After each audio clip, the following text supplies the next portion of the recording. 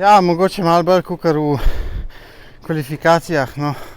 Včeraj škoda tistega polfinalnega nastopa, tistega finiša. Mogoče z malo sreče, z dobrim finišem bi celo še na finale lahko sanjal. No.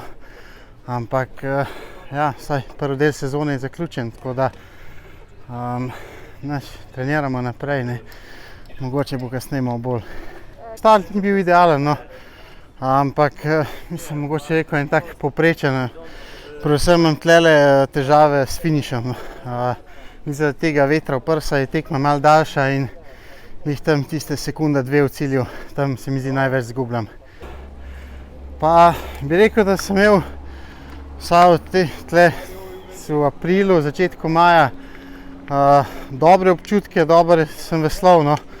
Pa kar tega nisem mogel pokazati na tekmah, no. Tako da bili zadovoljen nisem. Škoda tistih 6 stotink za Tokio, ampak tako pač je.